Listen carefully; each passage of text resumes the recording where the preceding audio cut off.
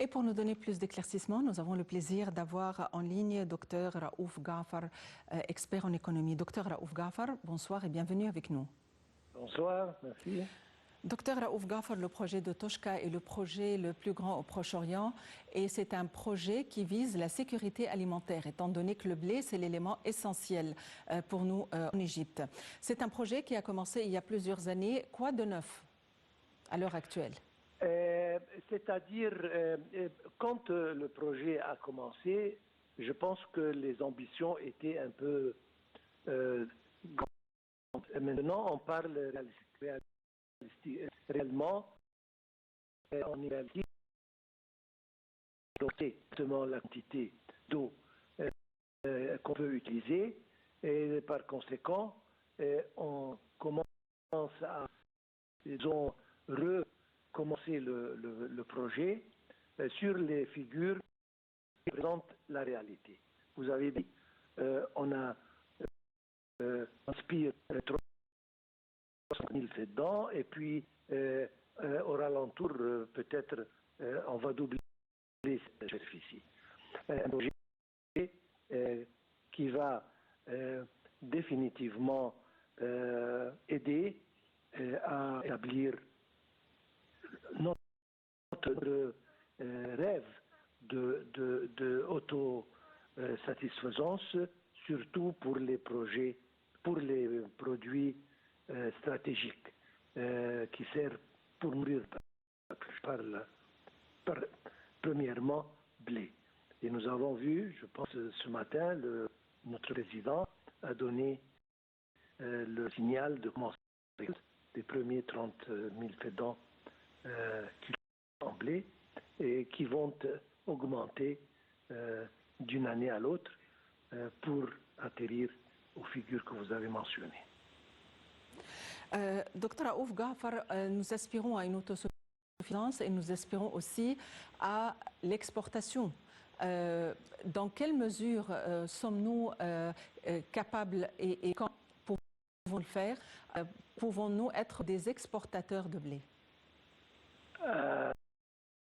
Bon, je disais que c'est un rêve à pour le prochain.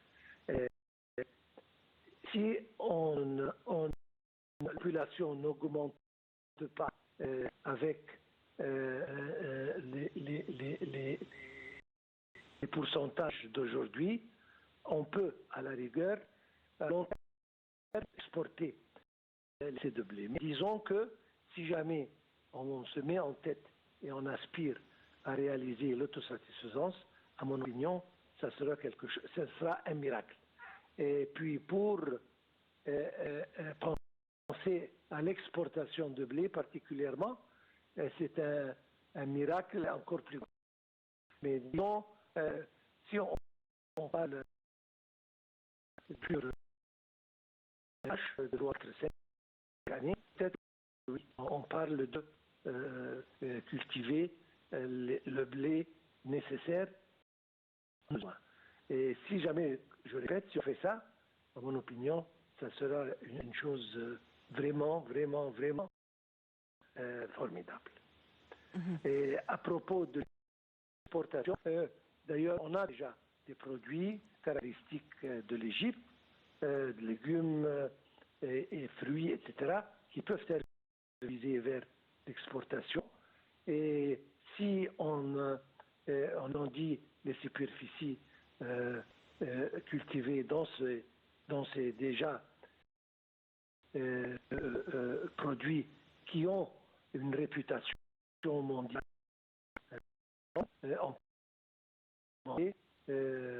la quantité et l'expression, et puis jusqu'au point E où on a notre autosatisfaction et on pense à exploiter. C'est une chose vraiment et c'est bien à rêver et à réaliser ses rêves. Mais je pense que si on aboutit à ça, c'est un grand miracle. Mais en principe, on a beaucoup de produits qui servent à l'exportation et et qui peuvent être exportés et on peut agrandir les superficies, on peut utiliser les méthodes modernes d'agriculture et de façon à augmenter la capacité et la production et aller vers l'exportation. Sans doute, il y a des problèmes à surmonter au niveau technique, au niveau du stockage, au niveau de la formation de ceux qui travaillent dans ce projet. À votre avis, dans quelle mesure le support et le soutien technique est favorisé à l'heure actuelle et dans quelle mesure avons-nous réussi à surmonter ces problèmes? Ce sont des défis parce que nous avons lu et nous avons vu la construction de beaucoup de silos qui vont servir à stocker le blé d'une façon ou d'une autre. Donc c'est un projet qui se complémente, un projet intégral, non seulement réclamation, mais réclamation, utilisation de méthodes d'irrigation modernes pour réduire un peu la consommation de l'eau, et puis stocker les produits dans des silos pour s'en servir pour toute l'année, c'est-à-dire hors des saisons de cultivation et de récolte. Mais il y a des efforts immenses et le président et l'administration, ils mettent un grand effort à réaliser ceci parce que c'est une leçon qu'on a apprise, surtout après la crise de l'Ukraine et la Russie, bien que nous pensons toujours à l'avenir et nous avons des stocks et des réserves qui peuvent nous suffire pour des mois, mais l'essentiel, c'est de produire notre nourriture. Et je pense que tous les efforts sont exercés dans cette direction et, Inch'Allah, nous aboutisserons à ce but, Inch'Allah. Docteur Raouf Ghafar, le plus grand défi serait l'eau. Dans quelle mesure avons-nous l'eau disponible ou l'eau dont on aurait besoin pour un tel projet, que ce soit l'eau souterraine? Tout d'abord, la source d'eau sur laquelle nous dépendons, est-ce l'eau de l'irrigation, est-ce l'assainissement de l'eau ou c'est l'eau souterraine? Je pense à tout ce que l'eau souterraine représente la source importante. Mais ça ne veut pas dire qu'on peut utiliser certainement l'eau du Nil.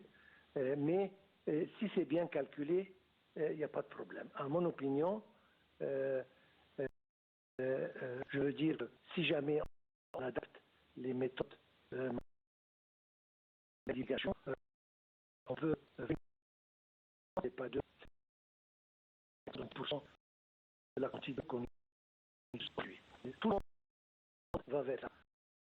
On parle de pénurie d'eau ou manque d'eau, c'est pas pour l'Égypte. D'ici quelques années, tout le monde va souffrir. Alors tous les efforts sont dirigés vers l'utilisation des méthodes modernes d'irrigation qui peuvent vraiment les quantités d'eau et un petit avantage. Et c'est ça ce qu'on adopte et c'est ça qui va marquer tel projet. Donc, quelles que soient les sources, l'essentiel c'est vraiment utiliser l'eau d'une manière scientifique pour conserver le plus. Et l'augmentation des terres qui seront bonifiées, on parle de superficie, vous l'avez mentionné, des millions de faisans, et il faut avoir les provisions d'eau nécessaires. Et le seul moyen, c'est de changer nos méthodes d'irrigation en méthodes modernes et non seulement pour les nouvelles terres qui seront bonifiées, mais même en changeant les méthodes dans les terres qui existent aujourd'hui. Parce qu'à mon opinion, on gaspille beaucoup d'eau méthode de par une qui n'arrive plus, on va changer. Il y a un effort colossal qui est dans le delta même pour changer ces méthodes et pour conserver le plus d'eau.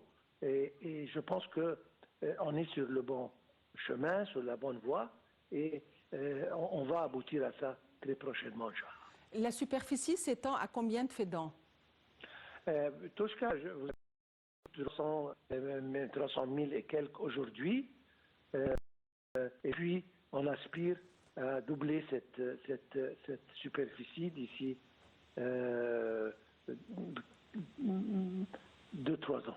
Docteur Raouf Ghafar, est-ce qu'il y a d'autres cultures qui se tiennent ou peuvent se tenir sur Toshka? Oui, il y a déjà des projets établis qui produisent d'autres. Vous avez parlé de dattes. Oui, l'Égypte, c'est, je pense que, si pas le premier, mais le second plus grand producteur de dattes sur le plan mondial.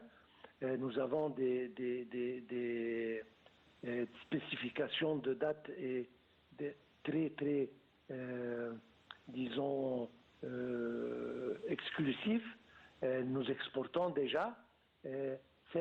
Toshka, à mon opinion, sera bien l'endroit où on va cultiver des dattes, des palmiers, je veux dire. Et puis, les projets qui existent aujourd'hui, ils produisent des légumes et un peu de, je pense, un peu de fruits qui sont visés vers l'exportation en général. Mais je pense que les dates auront et plus vous êtes merci d'avoir répondu. Nous allons passer à un autre projet aussi grand. Il s'agit de la nouvelle capitale administrative de une ville assistée par le où il est temps de penser à une alternative. Une nouvelle capitale. Là, il s'agit d'une utopie. Il s'agit de la nouvelle capitale administrative conçue et façonnée d'après les normes écologiques, les normes modernes. Il s'agit vraiment de terrain de verre, de lacs et tout. Et ce n'est pas trop loin, à peu près 70 km de la ville. Donc, suite à cette croissance des ministères pour les papiers, etc., il y aura un transfert de tous ces ministères, de toutes les instances gouvernementales aux citoyens égyptiens, notamment ceux qui vivent dans la capitale administrative, ou bien il s'agit d'y vivre, de vivre dans la ville qui est à 20 km de la nouvelle capitale administrative, plus bas et où il y a quand même un espace important pour le logement, de manière à ce qu'ils peuvent se ou bien ceux qui doivent dans la ville au quotidien. Dans ce sens, il y a de grands projets en guise de construction. Il y aura un train et le métro rallié qui vont lier la ville d'Octobre, qui est tout fait de l'autre côté de la ville, la nouvelle capitale administrative, de manière à ce que le transport se roule dans les meilleures conditions et et dans une durée de temps parce que les gens et même jour. Et il faut dire aussi que cette administrative serait dotée d'un aéroport international, de fermes solaires, puisque nous allons parler de l'économie verte, nous allons parler d'une ville écologique qui respecte l'environnement, et en plus de 40 000 hôtels des logements sociaux, un district pour les loisirs, avec des parcs d'attractions et de larges zones vertes. On est ouvert et voyons les dégâts.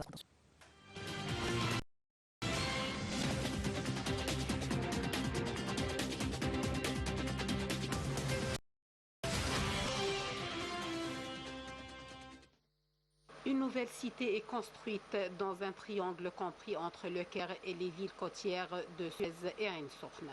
La nouvelle capitale administrative est située à 60 km à l'est du Caire, entre les routes vers Suez et la mer Rouge. Elle s'étend sur 270 000 fedans, soit 700 km². Cette ville dépendra dans une large mesure d'énergie renouvelable. 40 km² seront couverts de panneaux solaires, de centrales électriques solaires pour alimenter la ville. Le quartier gouvernemental est exécuté sur 2 phases. La première comprend 18 ministères et la seconde le reste des ministères et organismes relevant du Conseil des ministres et des différents ministères. La capacité du quartier gouvernemental est d'environ 100 000 fonctionnaires. La première phase du projet s'étend sur 40 000 fedans. Ce projet est conçu pour accueillir 7 millions d'habitants. Cette phase inclut un centre de congrès, le siège du Parlement, des salles d'exposition et 12 bâtiments gouvernementaux, des quartiers résidentiels, ainsi que des HLM pour les petits fonctionnaires et les jeunes. En plus de bâtiments gouvernementaux et de maisons diplomatiques, la nouvelle capitale abritera plus d'1,5 million de logements sociaux pour la classe moyenne et basse. L'architecture de la nouvelle capitale administrative reflète une image futuriste de l'île et exprime l'identité du pays. Les routes et les autoroutes sont établies selon des normes précises pour éviter l'étranglement de circulation.